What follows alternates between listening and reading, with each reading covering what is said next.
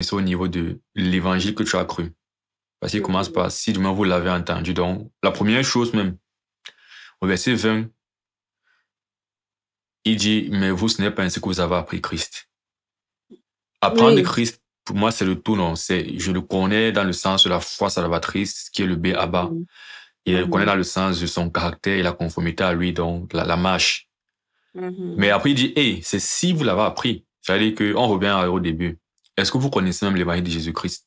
C'est le premier niveau, donc si vous êtes des convertis. Maintenant, si c'est que vous l'avez entendu, est-ce que dans vos premiers pas, dans la marche auprès de lui, on vous a dit comment on marche avec lui, voilà, on dit si Comment se conformément à la débrouiller. vérité qui est en Jésus, c'est en lui que vous avez appris à, voilà, vous dépouiller.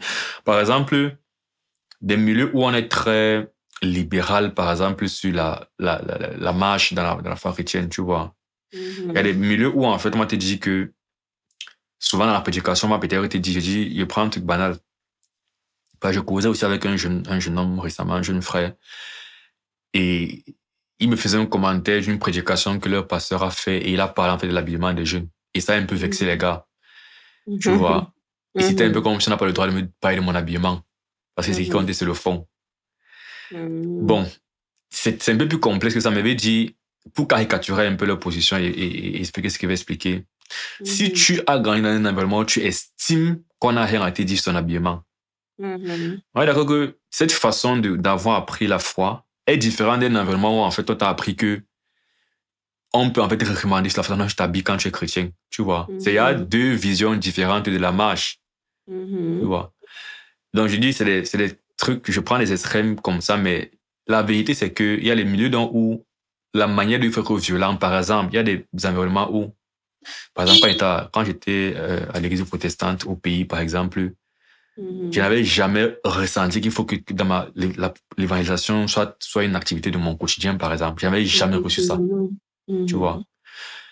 Et j'ai côtoyé d'autres personnes, cette même période, pour eux, c'était mode de vie. Et moi, j'étais même parfois frustré par eux. C'est déjà, parfois, j'ai trouvé ils en faisaient un peu trop, tu vois. Bon, par la grâce de Dieu, justement, et c'est là, comme tu disais, sur le long terme, le Seigneur peut maintenant rectifier le tir. C'est que par la grâce de Dieu, étant au contact de ces personnes, j'étais d'une part frustré parce que je n'avais pas appris à vivre la foi chrétienne comme ça. Mais je pouvais quand même, ça résonnait dans mon cœur, déjà, mais mine de rien, ça semble être la chose la posture biblique. Voilà, la posture qui ressemble plus à Christ et tout ça. Donc, le Seigneur a aidé à travailler pour que j'essaie d'intégrer ça dans ma vie, tu vois.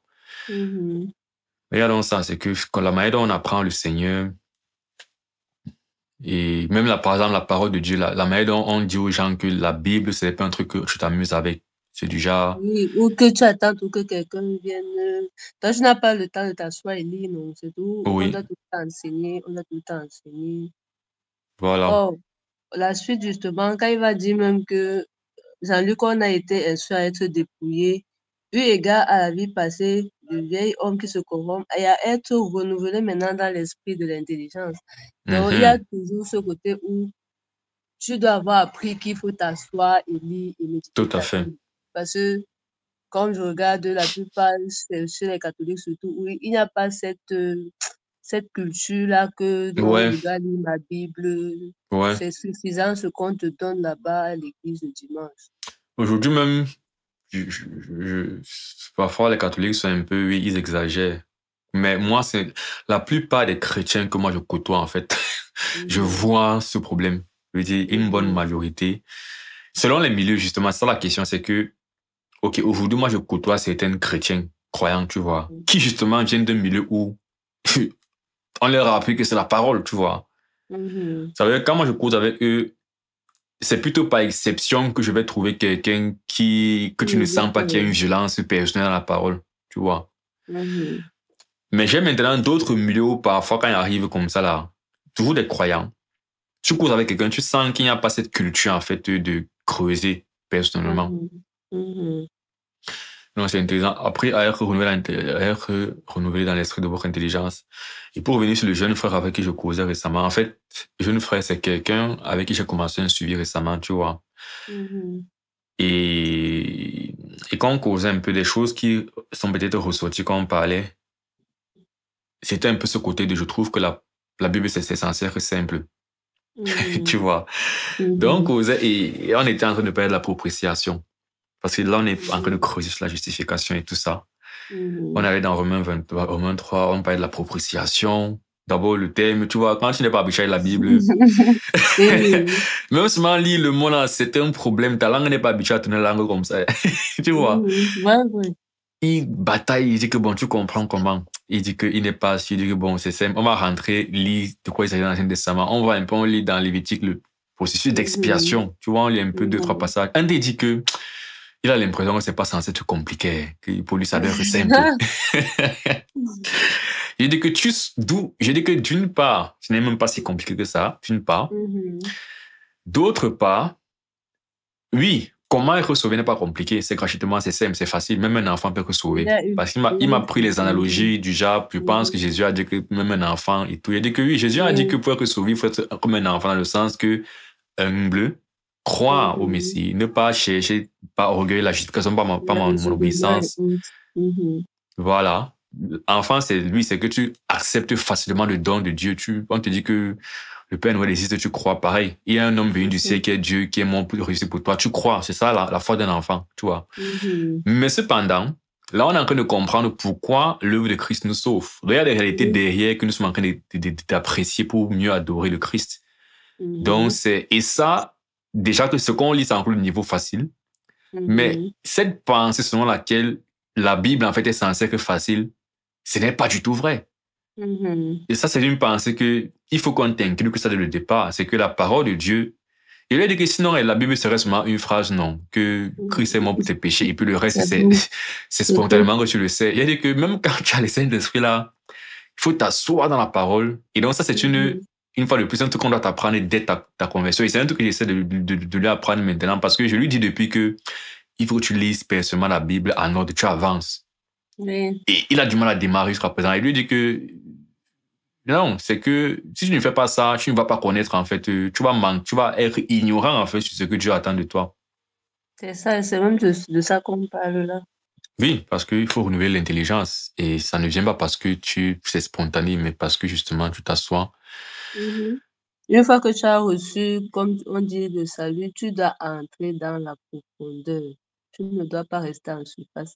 Tu dois comprendre vraiment ce que tu t'as, ce avec qui, ou bien celui avec qui tu t'es engagé, qui il est, ce qu'il avait prévu réellement, pourquoi, pour mieux Voilà. même cerner la grandeur de l'œuvre dans laquelle tu te trouves.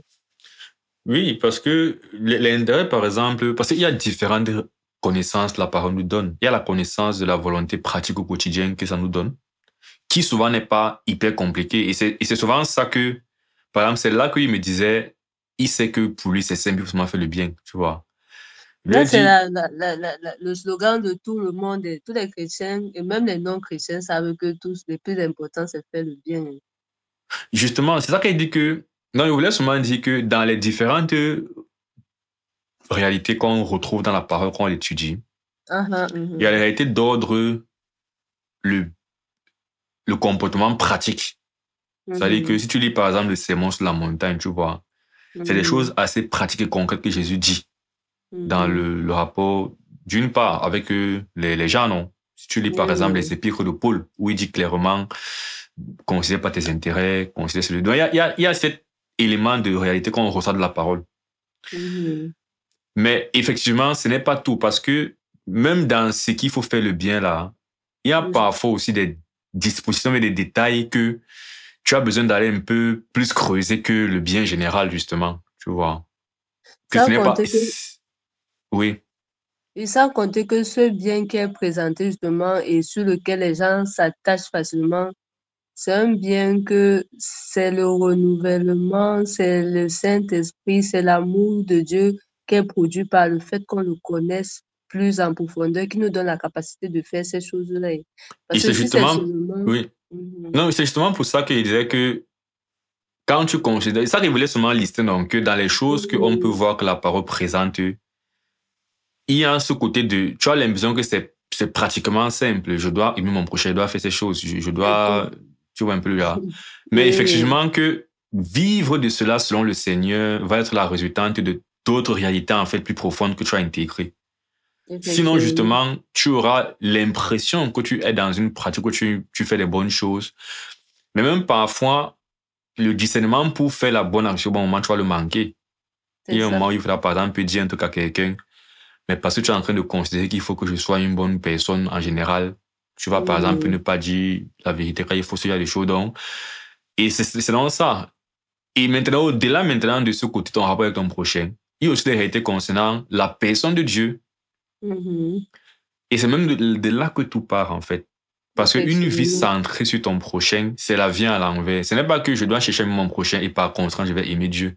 C'est le Mhm. contraire. C'est Je dois ça. chercher à aimer Dieu et par là, je vais aimer mon prochain. Mhm. Et les gens font souvent cette erreur-là, non? Parce que dans l'épître de Jean, on a dit que comment peux-tu aimer Dieu que tu ne vois pas Ne va pas et ne pas aimer ton aimer. prochain que tu vois. Mais C'est on oublie ça. que dans le même épître, on a aussi dit que l'amour vient de Dieu, en fait. Et que celui qui est né de Dieu Mhm. aime Dieu. Donc la source de l'amour vient toujours de la personne de Dieu. Mais on va Mhm. examiner que tu as reçu cette source de l'amour dans ton rapport avec ton prochain. C'est ça. Mais il faut pas mettre la charge avant les bœufs. La cause, c'est Dieu. Et donc, c'est maintenant là que s'instruit ces réalités de Dieu maintenant. Fixer maintenant les yeux sur l'œuvre de Dieu. C'est-à-dire que maintenant, lire ce que Christ a fait, comprendre le plan de Dieu, comprendre la grandeur, la puissance de Dieu, ses voies, tout ça, ça te met en adoration devant Dieu. Si tu n'es Mhm. pas dans une vie où tu fixes les regards sur ce que Dieu fait et tu fixes les regards sur ce comment faire avec ton prochain, qu'est-ce qui va causer que dans ta vie, tu sois en train d'adorer Dieu et de dire, waouh, ce Dieu est merveilleux. Donc, il y a Mhm. une partie, en fait, qui consiste aussi à entrer dans la parole de Dieu pour comprendre, en fait, comment ce Dieu agit dans le secret, en général, en public, dans l'éternité passée. C'est un élément aussi, justement, de ta connaissance de cette personne de Dieu qui va Mhm. contribuer à ton rapport avec l'autre. Mais bon, peut-être pour dire que c'est l'une des choses que ça aussi, il faut que dans la façon dont tu as appris Christ, on te l'a inculqué dès le départ.